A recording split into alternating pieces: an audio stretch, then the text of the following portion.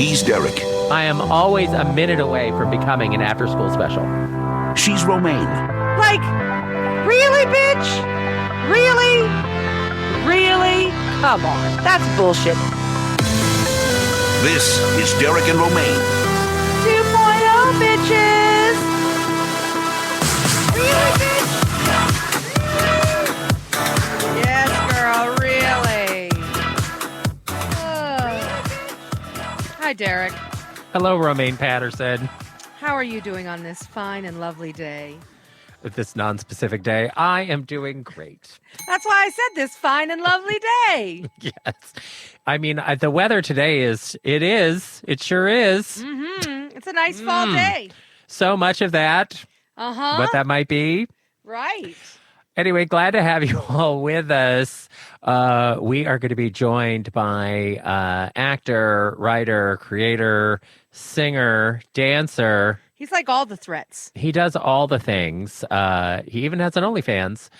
Jack Tracy is going to be with us to talk about his series that's streaming on Deku, Danny Will Die Alone, that is all about his dating misadventures in New York City. And they are quite ripped from the headlines of his own awkward dating encounters in New York. And I know Romaine and I both had our fair share of awkward dating encounters in New York. Oh, that's an understatement.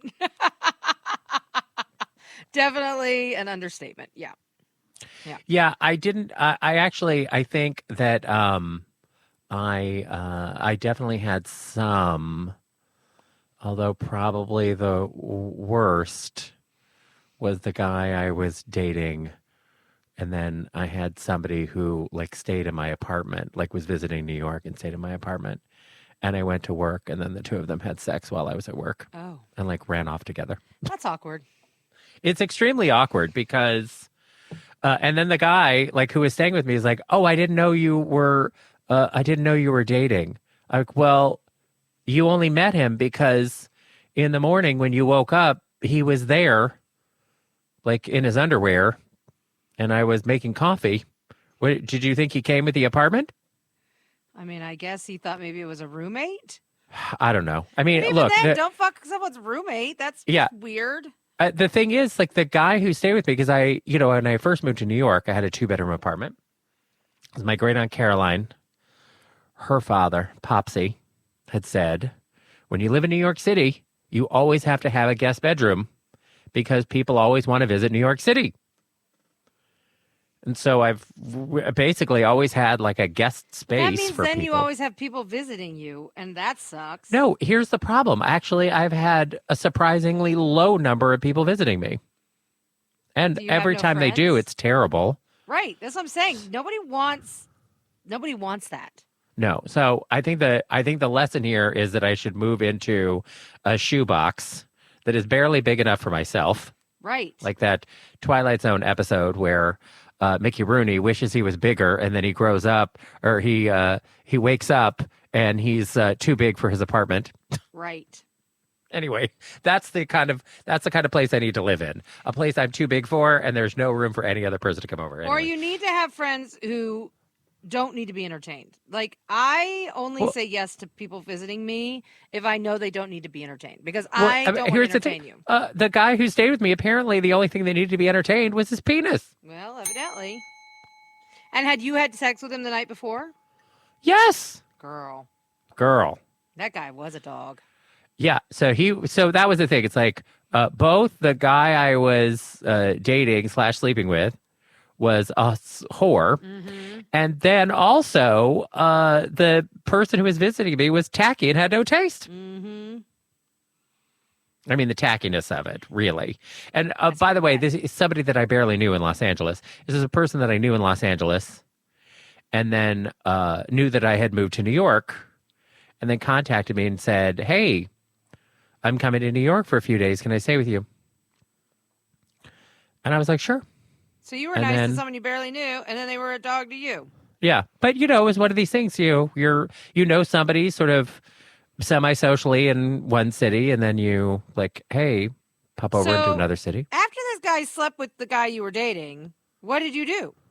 Did you kick him out and be like, go find a fucking hotel, asshole? Well, the thing was, it was near the end of his stay. Mm-hmm. So he had nothing. And he like went to like the other guy's apartment and like stayed over there because he was leaving the next day. Wow. And basically was like, I gotta come back and get my stuff. And I was like, I'll leave it in the hall because I had to go to work. I'm like, I'll leave it in the hall. I'll leave your bag in the hall because I wasn't gonna like, stay home from work to get his luggage. But after anyway, so I put it out in the hall. And then after he left, remember he left 2 of his coats behind. Oh, that's right. That's that guy. And he's like, will you mail them to me? And I was like, no, I will not. Yeah, because you're an asshole and I don't like you. Yeah, so I had these 2 coats. And you dumped the guy you were dating, right? I never saw him again. I don't even think I ever heard from him again. Wow. We had really, I met him, I think we had gone out maybe 2 or 3 times. It wasn't like this was my boyfriend of 6 months or something. Right. I don't even remember his name. I don't even remember what he looks like. Like that's how long I don't remember any salient details about him. So it must not have been very long. And yeah, he slept with a guy who was in my apartment. And then I never really saw or heard from him again. Wow. Well, that's one way to end things. Yeah. So Sean, my ex-boyfriend, because I started dating him, like 2 years later. And then, because I would always, I love to tell a awkward dating story that has props, and I kept the jackets mostly for the props. And anyway, Sean liked one of the jackets. And so I was like, well, you can have it. Like, what do I care? I'm not attached to it. I mean, the other one I think was like a leather jacket, and I wore it around a bunch, but then I think somebody stole it off of the bed at Robbie Hammond's apartment. I think that was that jacket. Because remember, I had like a black leather jacket, just like you did in this time period. Mm-hmm. And, I went to a party at somebody's apartment, and you throw all your coats on the bed. And then, or, in the guest room, whatever, blah, blah, blah. And then at the end of the party, you go and pick up your coats and shoes or whatever. It's just like Carrie Bradshaw, how she lost her shoes. Yep. And I went in there and like my coat was gone. And there was like another leather coat that was obviously not my coat. And he was like, oh, the person must have mistaken your coat for this coat. And it's like, no, because this coat is busted. And they clearly were like, oh, this is a nicer coat. Meep, meep, bye. I'm going to take the upgrade. Bye, bitch. Yeah. Yeah. That's exactly somebody what decided to use that party as a way to upgrade their wardrobe. And, tacky again. Maybe they were just tackiness all the way around associated with this guy, and you're glad you'd be glad you don't have it anymore. Well, no, he had bad mojo, obviously. Mm-hmm. So he had to go. And there's a particular thing of sort of gays in their 20s that they are just extremely messy. Yes. And even sometimes lesbians. into their 30s. Yep. It happens. It happens. Yeah. So what was your worst New York dating? Oh man. That is whoa. I'm trying to think what because I had some. I mean, I didn't have a lot of horrible New York dates. I think one of the most awkward ones for me was there was this really hot girl, Lola, and she was hot. She was a hot piece. She had big tits and long blonde hair, and she had an amazing singing voice because we used to sing at karaoke together all the time. Pieces? No, we used to sing at the Meow Mix together all the time. Mm. Anyway, she was a hot piece. Like, she was really a good-looking girl. And she was in college at NYU at the time. And we got really intoxicated one night, and I decided I was going to have sex with her. So I never took girls back to my place. So I'm like, all right, we'll go back to your place. And she's like, okay, great. And so we go back to what I'm assuming is an apartment. And it was not an apartment. It was a building that looked like an apartment building, but it was actually NYU dorms. And so we get to the front door, and like there's a security person there, and I have to like turn over my ID, and I don't get it back until I leave. And I'm like, okay, this is weird and awkward. By the way, it's like 2 in the fucking morning, 3 in the morning, something like that. It was late. And so anyway, so we go up to her dorm room, and it was not a dorm room where each kid has their own room. Because, like, I've been to other dorm rooms where that's the case, where it's more like an apartment and everyone has their own room. And then there's, like, a central, like, living area and kitchen area, right? That was not the case with her dorm room. Her dorm room was, like, bunk beds, and she had a roommate. And the roommate was there. Oh. Yeah. And she's like, oh, don't worry about it. It'll be fine. We do this all the time. And I'm like, so you want me to have sex with you with your roommate in the same room? And she was like, yeah, no, it's fine, and I'm like, I don't know how I feel about this, but then again, Was she holding a camcorder? But then again, I was drunk, and I'm like, you know what, I'll just fuck her. I'm not gonna let her fuck me with her roommate in the room, because that just felt weird, but I'm like, I'll fuck her, because why not? So I did. And then, and she was not quiet. Considering her roommate was in the room, I'm like, oh my God. I was horrified the whole time. But I was like, once you start, you can't like just quit halfway. So I finished the deed, and I was like, okay, I got to go now. And she's like, what, you're not going to spend the night? I'm like, no, I'm not going to spend the fucking night. This is weird. I'm weirded out by this, and now I got to go. And so I went home after that. I went and I retrieved my ID, and away I went. And she kept wanting to have more sex with me, and I'm like, no, I'm not doing that again. That was weird. So that was pretty awkward and weird as far as New York dates go. That one was definitely strange. Yeah, that seems like you've had some awkward dating adventures there. Yeah. I mean, and then another awkward, I think I've talked about this on the air before, but there was a period of time where I was dating several women at once. Right. And I was sleeping with several women all at the same time. And I never really hid that fact, but I wasn't like bragging about it either, right? Like, sorry, I got to end this date early because I got another date in 5 minutes. I mean, I did have a day where I had 5 different dates in one day. And I might have slept with multiples in that day.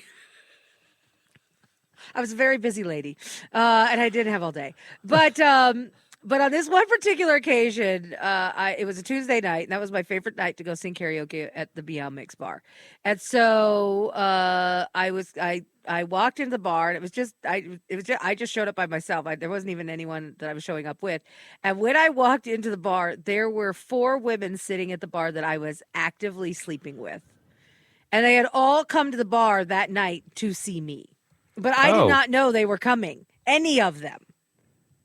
And so that was a very awkward evening because I basically had to flit around this very tiny bar. I mean, this bar was the size of most people's living rooms. It was not a big bar. It was a tiny, tiny New York City hole-in-the-wall bar. And I had to flit about the bar talking to the 4 women I was actively sleeping with without really letting on to the other women that was what was going on. And then, of course, I had to figure out which of the 4 I was going home with that night, which, ultimately was a pretty easy decision. But, yeah. Awkward. Yeah, that is awkward. So a friend of mine might have, I don't know how litigious this person is. It's secondhand knowledge. But a person that I knew in Los Angeles went to college with a fairly notorious writer. Okay. And who wrote several best-selling books. Oh. And anyway, but was like a absolute garbage person on campus. Ugh. And slept with one of his friends. This guy, his name. Okay, so I was dating this guy named Paul, who was from Georgia, and he had a fabulous 1961 Cadillac convertible. Oh my God, It was so fun. And Paul, but I nicknamed him Boo Boo. I don't know why. Anyway, he was sweet, and he lived in this like a bungalow behind a house in Hollywood. And then in the house, it was one of these things where it was like a hype house. In the house, it was like a old, not quite a Victorian, probably an Edwardian, like big rambling Edwardian house, right? The early 20th century. And so there were like 4 or 5 gays that were living in there, and then there was like a house in the back, like what had been a carriage house or like a small garage, whatever, that they had turned into another little like apartment. And Paul lived in that behind this other house, and he was good friends with the gays that lived in the other house. And they sort of the den mother of the big house was this guy whose name I can't remember, but we called him Precious because he was Southern and he called everyone Precious. Oh, you're precious, whatever. So we just called him Precious. And he was the one who, during the riots in Los Angeles, was like, watching it on TV, like, oh, they're rioting down at the 7-Eleven around the corner. I'm going to go down and watch. And when he went to watch, somebody threw a bottle and hit him in the forehead. And like was like, I can't believe how terrible people are. Like, what are you doing? It's a riot. Why are you going as a spectator? What is wrong with you? Seriously. Anyway, he was a mess. So, but he had gone to college. Precious had gone to college, like an Ivy League school, with this notorious writer. And the notorious writer was a terrible slut who slept with and toyed with any number of men and women at the college. Oh. And apparently... Equal opportunity slut. Yeah, had like slept with and then dumped or bragged about sleeping with one of Precious's friends. Oh, no. And then Precious went over to confront him in a fury about what had happened. And when he got there, instead of having a knockdown, drag-out fight, instead, Precious ended up having sex with him. Oh. And then, after it was over, the guy says, you have to go out on the fire escape because I don't want anyone to see you leaving my dorm room. What the fuck? And so, like, made him, like, shame crawl out the fire escape so no one would see him in the hall. Right. Wow. I know. That's insane. I know. He was a real mess, that one.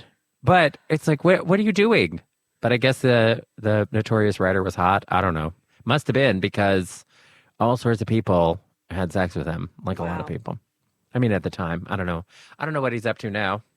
But that was the scoopage I got quite some time ago. So sometimes people are just, I don't know, tramps. They make bad choices.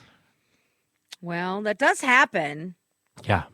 I mean, I don't feel like I'm trying to think if I feel like any of my dating choices were bad choices. There were definitely some that were not great choices. But I wouldn't say they were, like, I don't really regret anyone that I've slept with. I don't think. I mean, I definitely have one who went a little crazy and, like, thought we were going to get married after we had sex. And I was like, oh, girl, no. And she was a little cray-cray. But she was hot. I mean, I don't regret sleeping with her because she was super fucking hot and we had good sex. But, yeah, she went a little cray afterwards. And I was like, oh, no. And, like, she thought she was going to move to New York to be with me. And I was like, no, girl, that's not going to happen. This was just fun time sex. When I went back for my high school reunion in California, Los Angeles, I went out to West Hollywood and I ran into a guy I had dated when I lived in L.A. Oh. And he tried to get back together with me, even though I had lived in New York at that time. No. He was just filled with regret that he did not. It was one of these things where when we were in our, early mid-20s, right, he was like, oh, this was actually a good thing. And I thought there would be more better things down the road. And now that it's been, 12 years since then. Wrong. Yeah, it turns out I was wrong. Actually, that was a good thing. And I don't know what I was thinking. Meanwhile, I was like, I'm sorry. Goodbye. I had an ex who, years later, we hooked up again. And I'm not gonna lie, it was hot. I was into it. I was like, oh yeah. I would have dated her again, but we ended up just hooking up because we lived in two different places at that time of our lives, and I wasn't moving back where she was, and it was very unlikely that she would ever relocate to where I was. But hooking up with her again was really fun. Oh no, I'm all for taking a second dip in the X pond. Oh yeah. And because sometimes, you break up with people not because the sex is the problem. You live in different places or your Right. lives are in different places or whatever. It's not acrimonious, whatever. Right. So I'm all for that. That's fine. A lot of my exes I consider still sexual open doors because why not? Yeah, I agree. But in this case, he wanted to get married. He's like, "Oh, I made a horrible mistake. We should get back together." And I was like, girl, I'm not marrying you. You live here. And it's been 12 years. I don't know what your life is now. Right. Like And I live in New York. Yeah. And what are you going to do? Relocate to New York? None of it made any sense. Yeah. It's like, I'm not moving back here. I don't know what's going on in your life, but I don't necessarily want to take on the burden of you moving to New York. Right. I can only think of one person that I have as an ex that I would drop everything to be with again. Only one. Everyone else, I'm like, eh. I mean, I'd have sex with a lot of them again because I did have some really great sex, but I can only think of one that I would be like, oh yeah, I would definitely go back and date that person again. Maybe two. Maybe two. I'll give that. I would give the one I hooked up with again the second time. I would probably go back and date them. Although their mom was crazy, and so she always hated me. So that probably wouldn't be a good idea to go back to. God, you might have to narrow that down. Oh, I mean, I know. Well, some of their moms have died. Oh, Some of the moms that hated me have died. just from their So, bitterness. Yeah, who knows? So that's that helps that equation a little bit.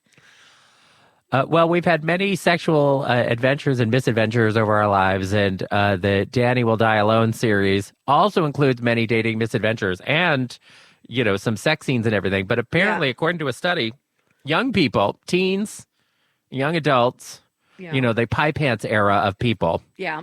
they want less sex in movies and TV shows. Okay, I can see that being true because I'm thinking about Romy. Romy is not a huge fan of the sex scenes in shows, but Romy really doesn't have a strong interest in sex. Like at Romy's age, I was all about having sex. Oh my God, I loved sex. Sex was the greatest thing ever. Romy, not only I'm confident in saying Romy hasn't had sex, but also Romy really doesn't seem interested in sex and or dating even. Like, just not interested. And honestly, all of Romy's friends, I think only one of them is sexually active. I think all the other ones aren't. I mean, they may have had sex, but I don't think they're actively sexually active. Is pie pants a part of the 4B movement? What the hell is 4B? So this apparently is in Korea, I want to say, is where it started. Okay. But feminists have picked up the mantle on this one. But the 4B movement is no marriage, no dating, no sex, no childbirth. Those are the 4Bs. I will tell you, of those, Romy seems to be no sex, no babies, because she said many times she doesn't want to have children, and not interested in dating. So maybe she is a 4B. I mean, she hasn't said she's not interested in getting married, but I mean, if you're not interested in dating or having sex, then how are you ever going to get married? I think that one just kind of comes with the territory, right? Yeah. So yeah, no, Romy has literally zero interest in dating. Like, she likes it when a guy will flirt with her, but Well, who doesn't like that? but that's about as far as she wants it to go. Because I'll ask her sometimes, like, do you have a crush on a guy? And she'll be like, no. And or every once in a while she'll say yes. And I'm like, okay. I'm like, well, are you going to pursue it? She's like, no, I'm not interested in that. She's like, I like the crush part, but I don't want to actually like have to make out with them or any of that stuff. What happened to her childhood boy toy crush?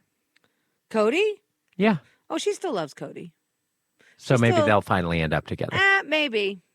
I don't know. Who knows? Honestly, I just don't think Romy is interested in it. And probably because of me. It's probably my fault, which I guess is not a bad thing because I talk about sex so much, like so openly with Romy that I think it has really made her not interested in it at all.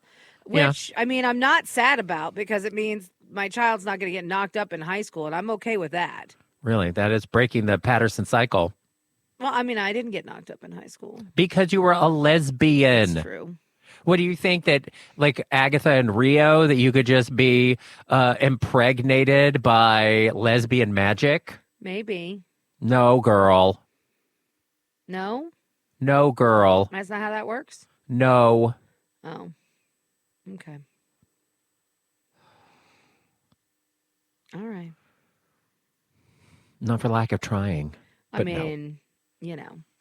Well, that's interesting that there is this movement. Now, is this does this movement apply to men or just women? No, this is about women. Interesting. That women have basically decided that romantic and maternal pursuits are a dead end. I mean, they are, and they're kind of a trap, and they have been a trap for women for a very, very long time, right? Says a woman who trapped herself. I mean, yeah. But, I mean, when you think about it, this is what like the Project 25 people want, right? They want women to go back into the house having babies and cooking in the kitchen. They don't want women, trad wives. Yeah. Yeah, they don't want women to have careers or to have their own lives or to not need men. Oh my God, the concept of a woman not needing a man. I mean, you know, that's As great. Cher said, men are dessert. Is that what she said? Yes. She said that women should consider men dessert. It is not a main course. So having a man is great, but not having a man is also fine. Yes. Because it's an add-on. Right. It's a treat, but you don't depend on it for sustenance. Right. So I think in general about relationships, I think that's smart. Like you should think about a relationship as dessert. You know, it's some people are addicted to dessert, as we know. Just like some people are, can't be single, can't be alone. But I think there's a real danger in depending on another person for emotional sustenance. Not that you should completely isolate yourself out from everyone, like Derek Hartley has. Right. But no, I mean, I think that you have to be solid within yourself to be solid with other people.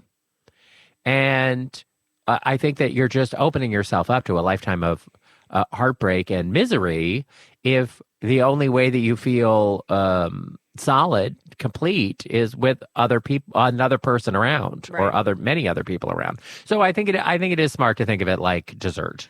But do you also think that maybe part of this movement might be about things like women's right to choose what they want to do with their body? As we've seen lately in our country, there have been some movements towards abortion rights and things like that, and not making contraceptives available for women.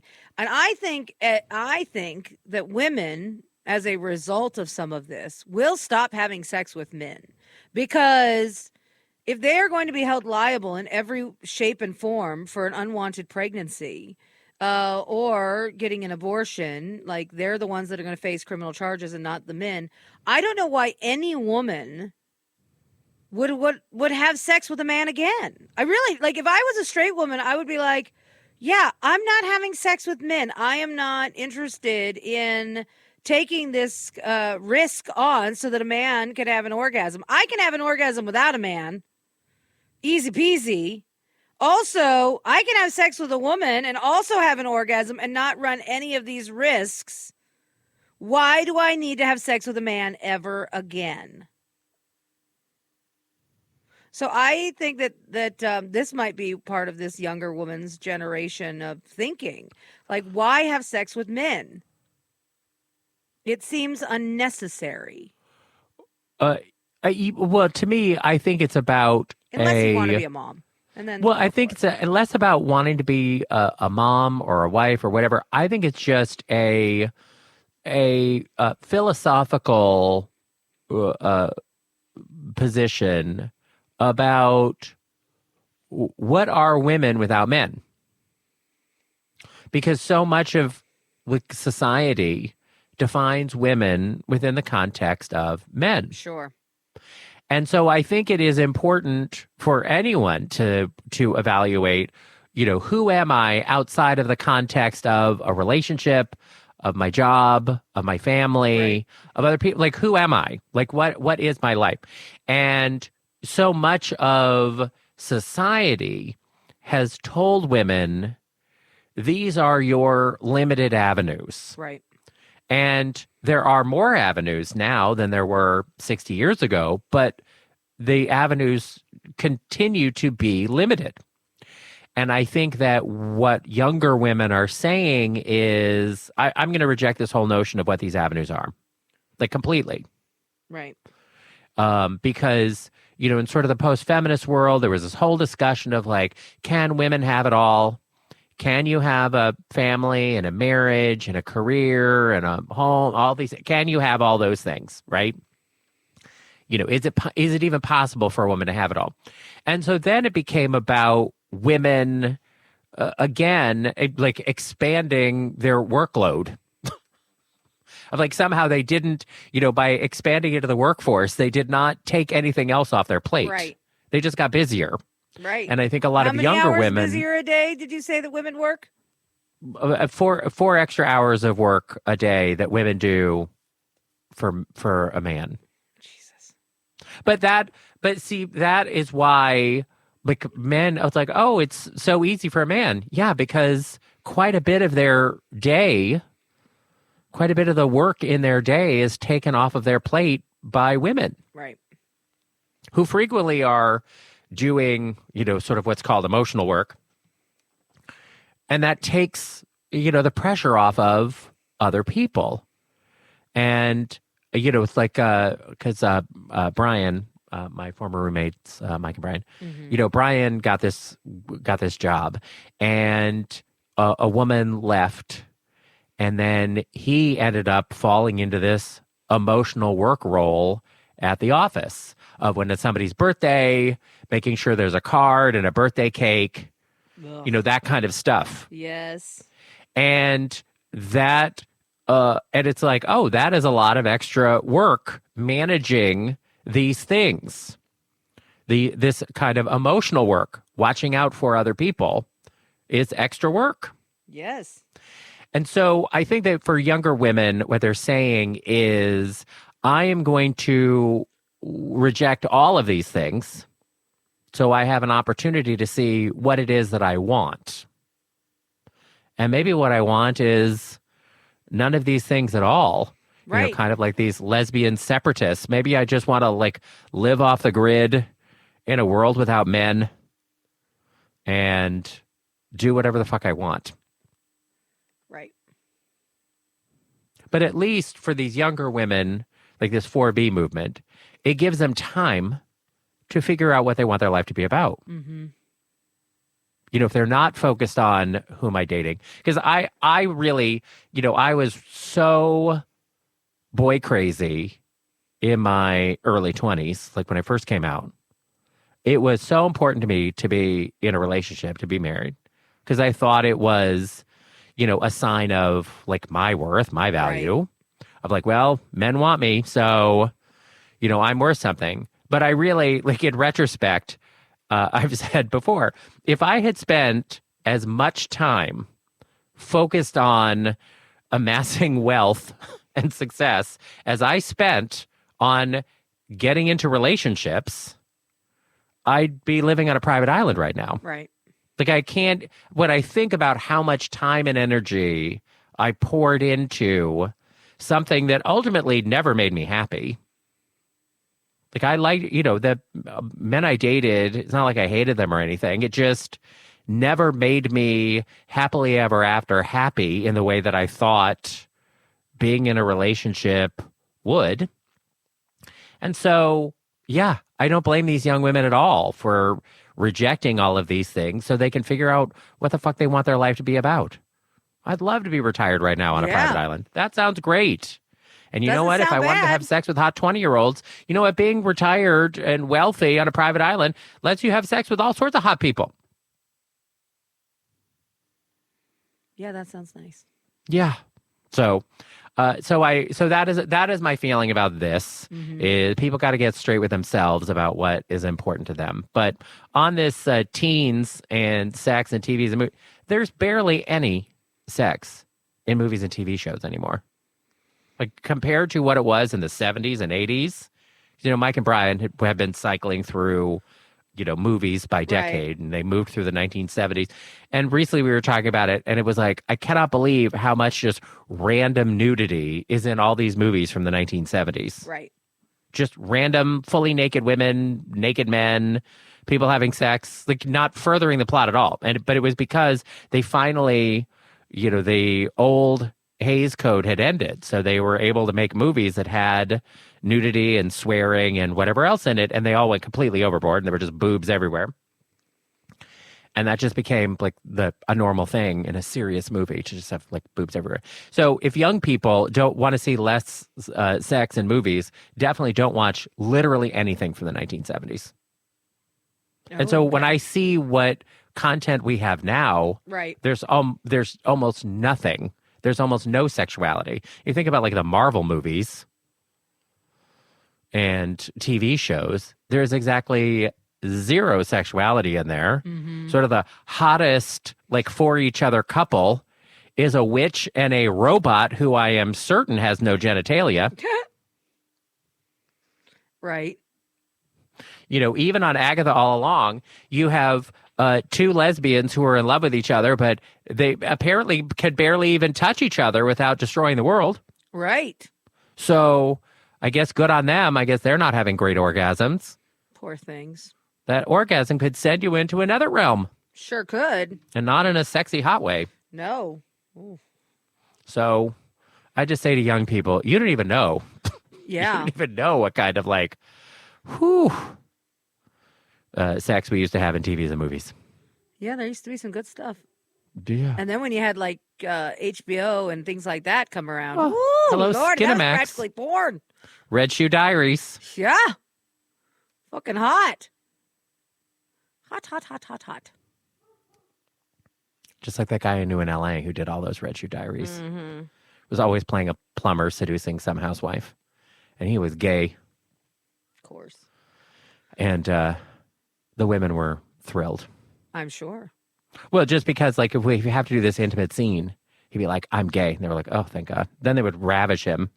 Right, because They they knew got to lose. he wasn't going to get hard. He wasn't going to get He excited wasn't going to get turned on by it. or interested Exactly. or take it the wrong way. So they're like, let's go. Let's have fun.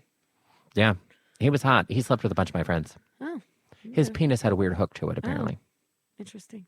Like a full-on, like, G-spotter bend. Oh. I know. Which is a shame that he was gay because the ladies probably would have loved that G-spotter. Probably. Oh, well. Not all penises are created the same. That's right. And sometimes things don't work out the way you think they're going to work out. True that.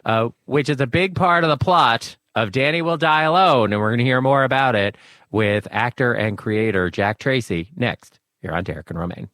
Stay tuned for more Derek and Romaine. Derek here along with Romaine, of course. And joining us now, it is actor Jack Tracy. He is also the creator of the series Danny Will Die Alone. Oh, no. Sorry. Romaine, everything's going to be okay, I think. Okay. Well, we'll have to see how things go. Season 2 launched on November 14th with new episodes each week through December now on Deku. That is spelled Dekkoo. It's a streaming service for gay men. They have a premium streaming channel on YouTube and apps for Apple and Android, where you can check out the series there.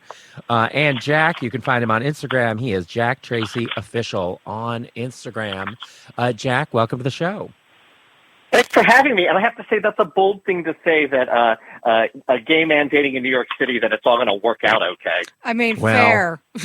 I think that there's been at least one or two instances, I can't name them off the top of my head, where it has worked out. Has it? But yeah, I mean, has it really? Well, okay. I'm So kidding. I'm kidding. I have one example, but they started dating, and the guy immediately moved the boyfriend to Alaska. And I think it was because his boyfriend was super hot, and he was like, I have to move to the smallest town in the middle of nowhere, so no one will take my man. That's smart.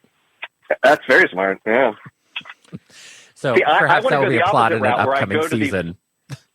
Right. I would like to do the opposite, where I go to these small towns and find the hot people who don't have any other options, and then scoop them up. See, that's smart thinking, Jack.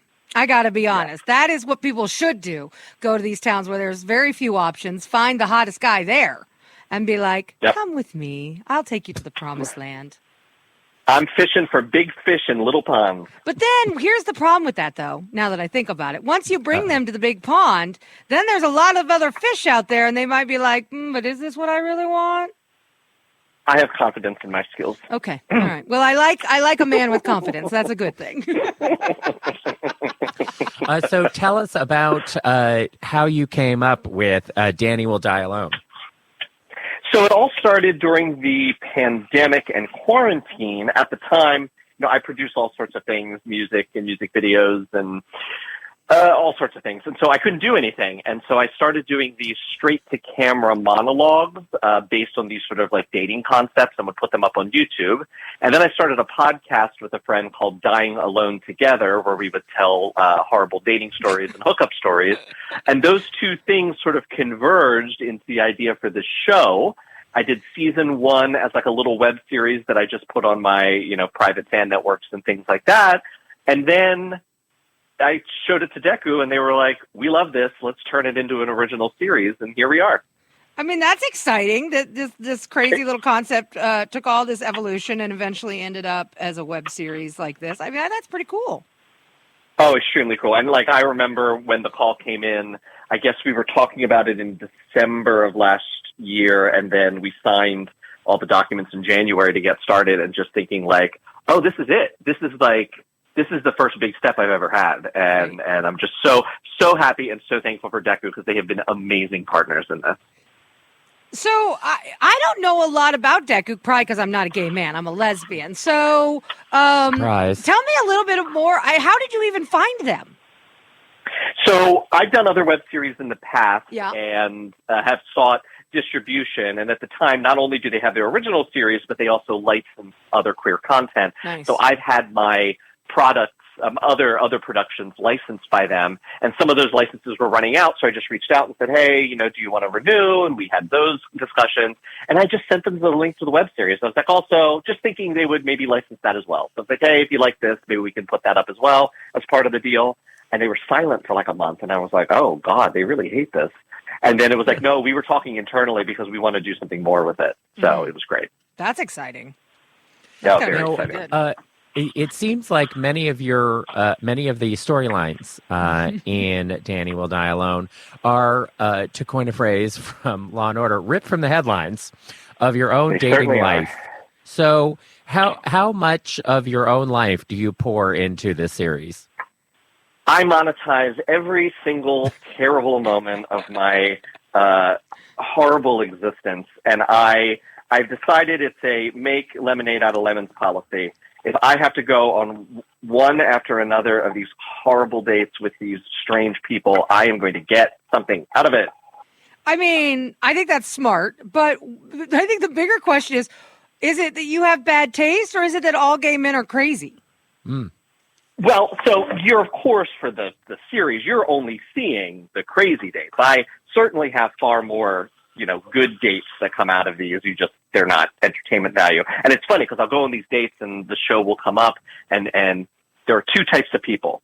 There are the type of people that ask and say, wait a minute, are you just going to turn this into your show?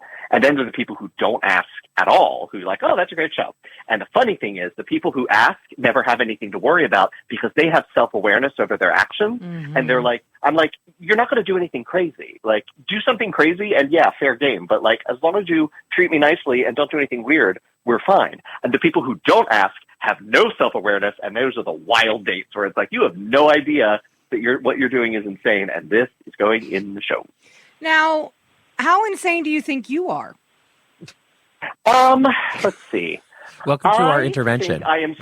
That's fine. I'm certainly eccentric. I am a very, I have unique hobbies and interests. I have a really unique life. You know, by day, I'm the chief product officer of a legal tech company. I'm a former corporate bankruptcy lawyer. And then at night, I'm recording music and making shows. And I work from home. And it's just, I have a very specific life. And I think some people look at me like, I don't understand. I don't know what to do with you. Like, can't you just go to an office 9 to 5 and then, you know, go skiing on the weekends or something? And I just have a unique life for a unique individual. Okay, this picture is becoming clearer now. Yes. But do you think that makes it difficult to date? Very, very, very difficult to date. I also think, I mean, I've had people fully tell me that, like, yeah, your lifestyle doesn't align with mine. I also think I've been a serial monogamist up until quarantine. I was in a 3-year relationship, a 5-year relationship, a 5-year relationship, all extremely serious. We lived together, you know, very substantial. And I think the quarantine and the pandemic really just put this fundamental shift in my life where it's like, I know exactly what I want, and until it shows up, I'm good. Oh, interesting.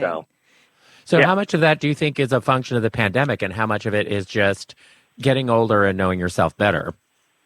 So probably a combination of the two. But the pandemic allowed me to really sit with myself.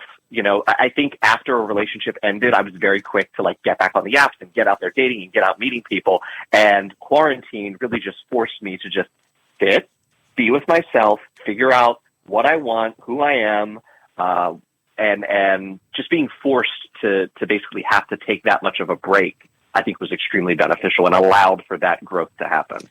But at first, did it make you crazy? I love the quarantine, and I know this is really terrible to say, but like, bring it back. I'm ready. I'm ready. I'm good. I've got books. I've got creative projects to do. I've got a cute dog to snuggle. And the streets were empty. It was really great to get places where I needed to go. Bring it back. I'm good. I'm an introvert. So since we know that the character Danny in your series is loosely based on your own life, where is he at? Is he self-aware? Does he know what he wants, or is he still trying to figure it out? He's still trying to figure it out. So I like to describe Danny. It's me if I had a complete nervous breakdown and lost all sense of tact and decency. He is the evil warped twin of maybe like David Schitt.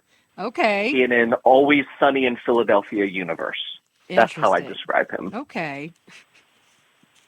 Yeah. And because the conceit of the show is he talks directly to camera and he tells you about what he's thinking about, you get to hear all of his horribleness. And so he's kind of an anti-hero. I see. Now, when you meet people, though, since you are the writer and creator and director and star of this show, and you're using some of your own dating experience, and I'm sure some of the horror stories from your friends in the storylines here, when people meet you, do they have an expectation that you are going to be the character?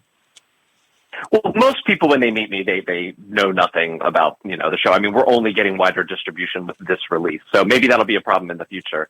But I often tell people when I'm dating them, I tell them what I do, but I don't give them a way to go find things because since so much is based off of my life, I straight up say, I want you to know me first and know the stories from me before you see the dramatizations thereof, Right. It's kind of like us with this radio show. People get a sense of us, but it's a heightened experience. It's not exactly how we are every day. Yeah.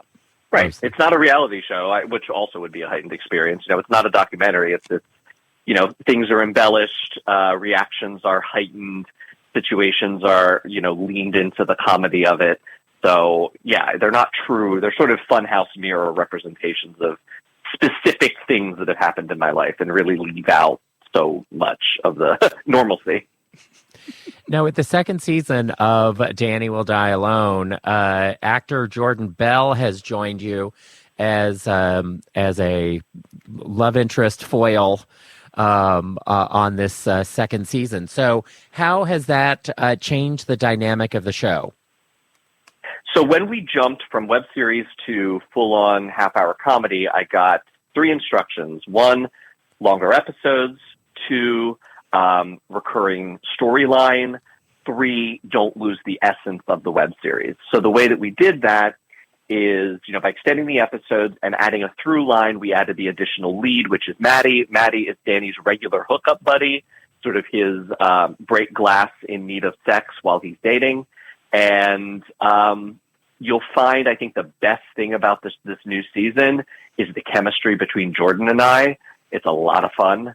And it gives the extra element. Danny's still talking to camera. He's still going on these, every episode is a different date, but then he has Maddie to bounce off of, and Maddie really supplies he gets some real pushback for once in the show, where the web series was really, Danny didn't get anybody to spar with.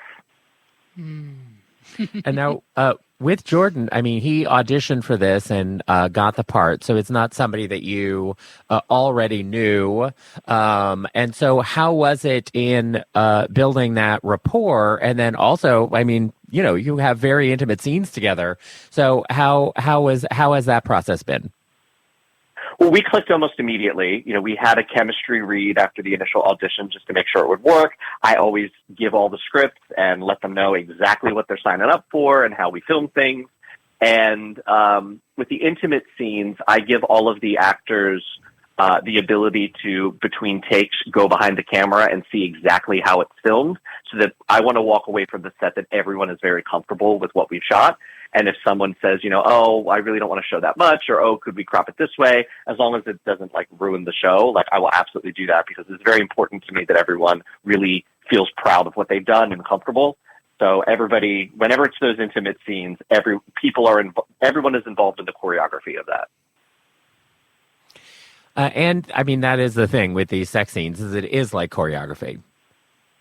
Oh yeah, there's nothing sexy about it at all. Oh yeah, no. You've got a boom mic person, you got a lighting person, you got someone behind the camera. You're literally between takes being like, okay, so for 3 seconds you're going to put your head here.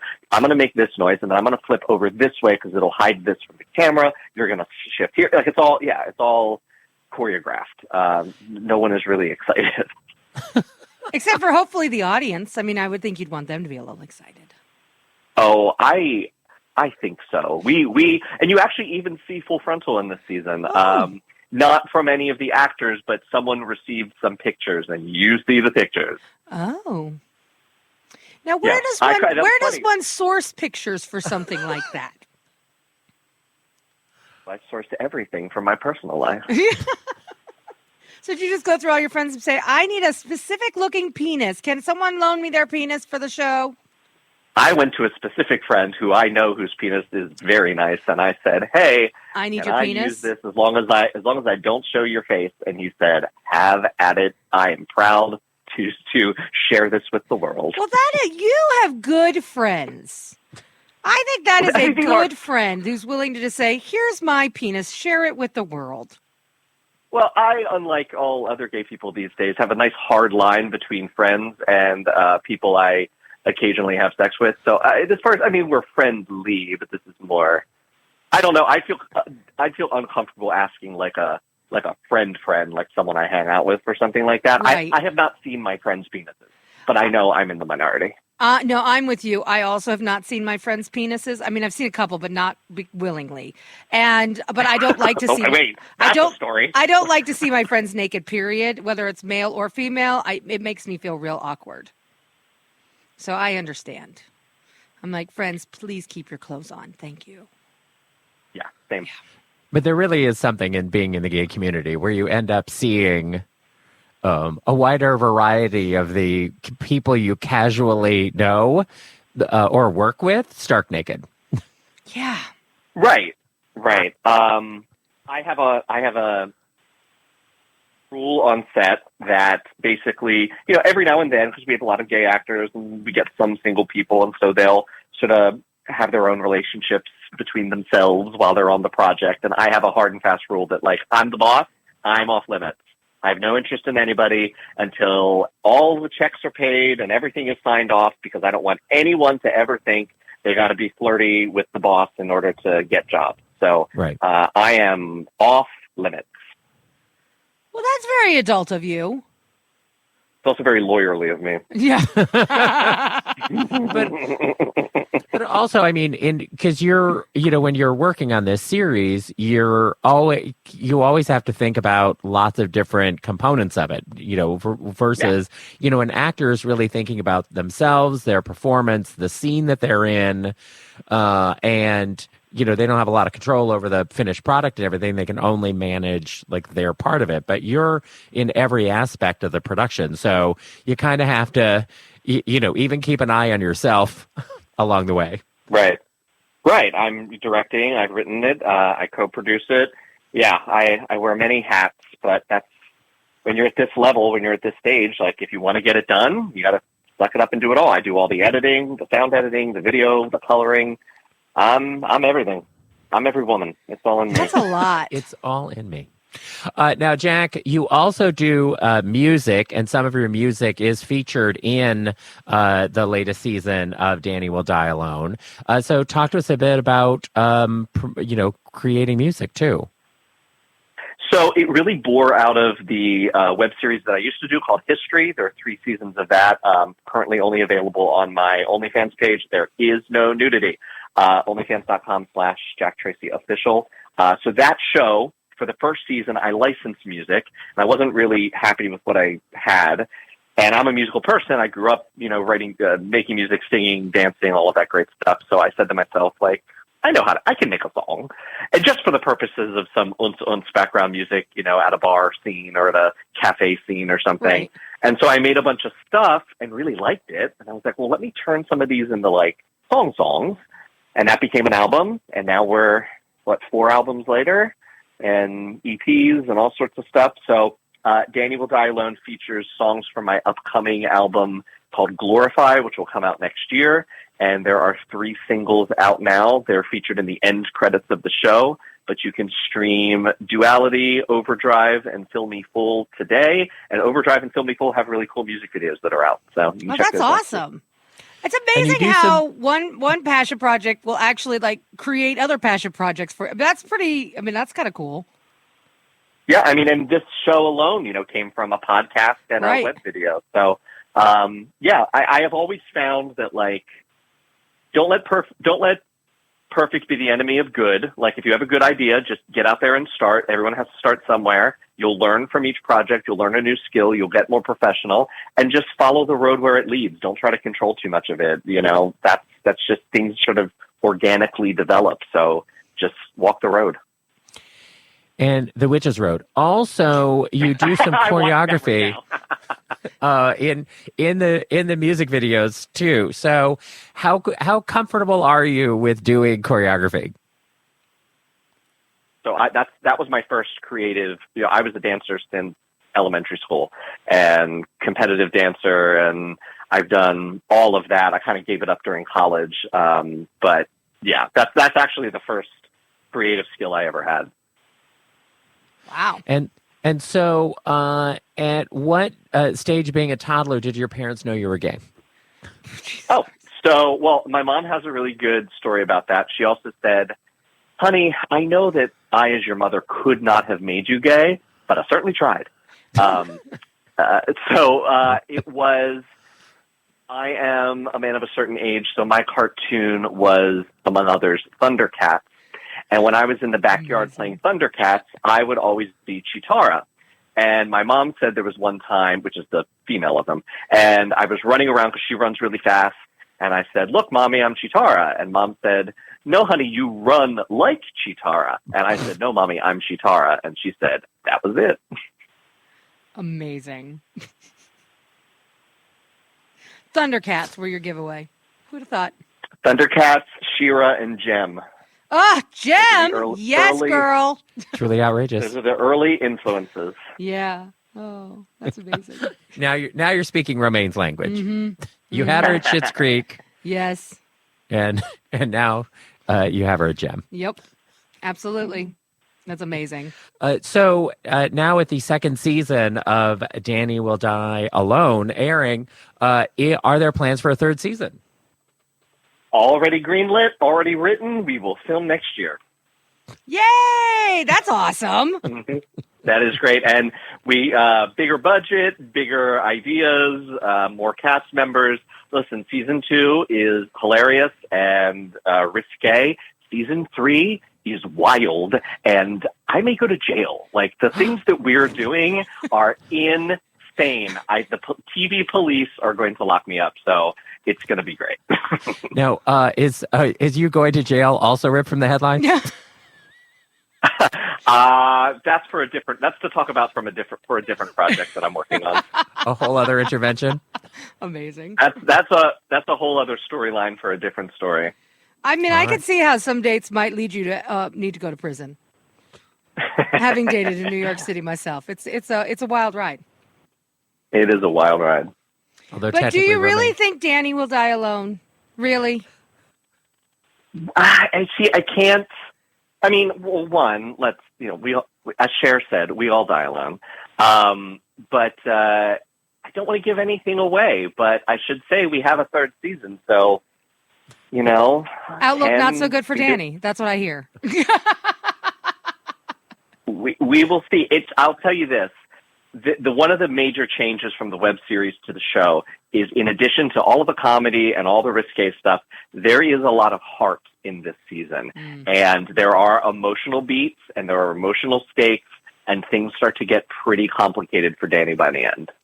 How much is what's happening in society today going to impact season 3, let's say? I already wrote season 3. So unless I make changes, that was before the election and everything. But let me be very serious right now. Yeah. With Project 2025 and all of the things that they intend to do, there is a very big possibility that we won't even be able to make a season 3 because it'll be deemed obscenity, and the moral majority will legislate our ability to make queer art. So who knows? That's a valid point. And a scary Very upsetting. one. Very scary one. We've had a very scary, at the very least, 2 years, and I think the best case scenario is the American people hate it so much that should we have a midterm, because that's also an open question, we sweep Congress and are able to start repairing some of the damage and preventing things from happening. That is honestly the best case scenario right now. I know. It's terrifying. I hope so, because we all need more nudity in our lives, and I would hate to see that go away. Agreed. Yeah. Well, Jack, we hate to make you go away, but our time is up. Our thanks to Jack Tracy for being with us. Thank Danny you for Will Die having me. Alone. What a segue. What a segue. I know. Well, sometimes, sometimes you go with the segue you have, not the segue you want. Very true, Derek. Very true. I try to work it in as best I can. Just like I'm sure Danny is trying to do, right? Exactly. Yes, See, that's a better exactly. segue. Thank See, you. Thank you. We're all just trying to work it out, just like Danny, and Danny Will Die Alone. Season 2, out now. Check it out. That's right. It's available now on Deku. You can go to deku.com for more information, dekkoo.com. But they have a premium YouTube channel, so you can watch this series there. They also have their own app for Apple and for Android, so you can conveniently stream this show and their other shows and movies that they have available everywhere. And you can find Jack Tracy on OnlyFans. No nudity, but some suggestive shirtlessness, I'm absolutely certain. I haven't been there, but I mean, I don't have to look into a crystal ball to guess that. And then he is Jack Tracy Official there and Jack Tracy Official on Instagram. You're listening to Derek and Romaine. Well, there you have it. The end of another perfect episode of Derek and Romaine. And if you want more great fun, go to dnrstudios.com and subscribe to get our show every day. And don't forget, for DNR Plus subscribers, you can use the DNR Cast app for iPhone, available now in the App Store.